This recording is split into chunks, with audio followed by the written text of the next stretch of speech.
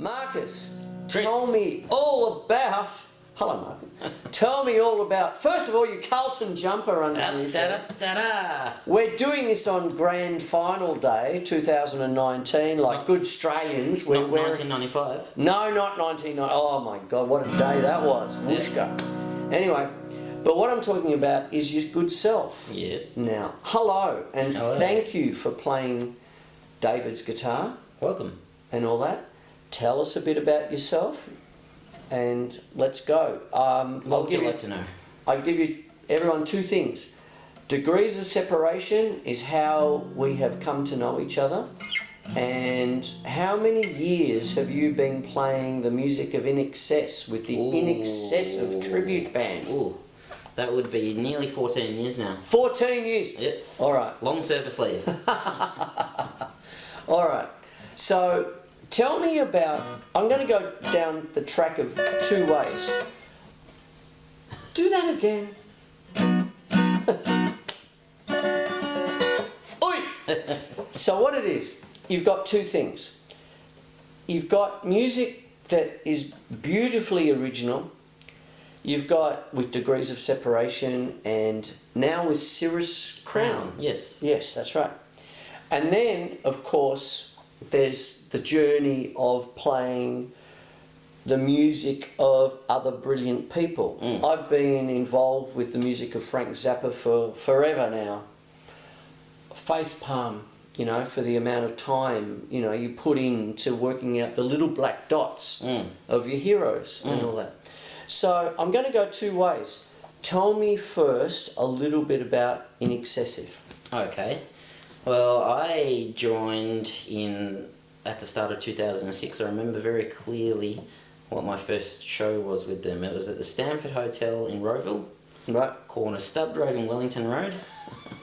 It was Australia Day Eve 2006, and my partner at the time, she I had some jeans, and then she fancied them up a little bit with some stars and stripe things down the other side. Right. It was only until maybe a year or two into it that I graduated up to the sacred pants. The sacred pants. Yes. I'm going to get the sacred microphone and get closer because I want the sacred pants whispered. Tell me about the sacred pants. They're black, white, striped and starred and very sacred. All right. Well, I'll put that to a more congenial level. Yes. The microphone, I mean. Yep. Tell me more about the pants. No, actually, tell me more about the band and your journey with the band. Well, we have slogged it away for a long time, played many different places in Melbourne, Victoria, around the country, and it was only since that miniseries came out, well, it's going over 5 years, wow, that's a long time ago now, that everything just ramped up exponentially. Right. Tell me about your original stuff. Well, started with actually pre-Degrees. I started writing and just recording with an old friend from an Australian 80s band called Geisha. I'm not sure if you remember those guys. I do remember Geisha. Yeah, lots of big hair. Oh man, lots of big keyboards and... There's a facepalm thing going like that. Oh, I remember Geisha. So my friend Kenny Shepherd, he was the guitarist and songwriter in that band. Hello, Kenny. Hi, Ken. And we first started working with each other 19 years ago, nearly to this probably a couple of months out from this very day. Right. But so we started... It's an easy day because take away the Brannigan. Yep. And it's grand final day. Yep. And we're both blue baggers. Exactly. So no, you can keep the guitar up because I'm going to ask you to play something in a minute. So go back. But the thing about we're recording this on Grand Final Day 2019, fairly iconic. Bum, ba-da-da-da.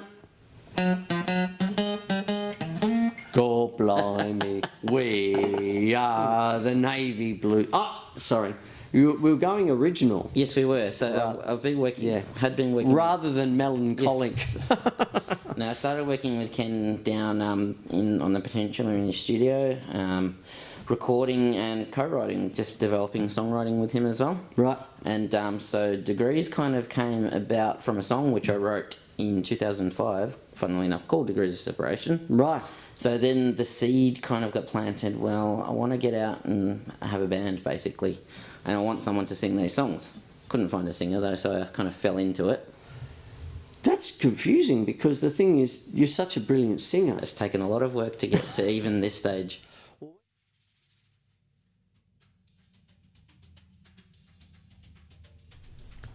I'd like to thank my guests tonight, Suzi Dohl. We're going to do a few more episodes about the issues of music, noise regulations for music venues.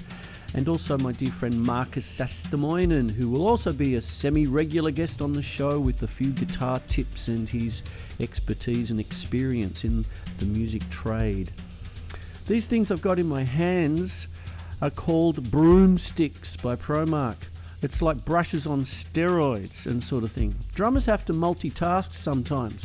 When you're coming up, and you've got your little tiny drum kit next to your bed in your bedroom, Mum comes in and says, "Clean your room," and all that. See, with these broomsticks, you can multitask. You can do both. You can practice your drums and clean your room at the same time. Look at the size of the bastards. Anyway, but a drummer's got to have an angle. So if you have a look at what I'm doing here, you can see that my hand's working a line between the snare and the floor. What can happen is you can work triangles between three. You see, my left hand just did it then. You see, look at that. You can do squares, you can do all sorts of things. And you put it all together for a rhythm. You can get polymeters and all sorts of things. So anyway, that's my show tonight. There's a little bit of a tip for you.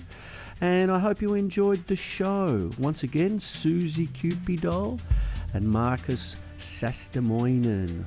Thank you very much for watching.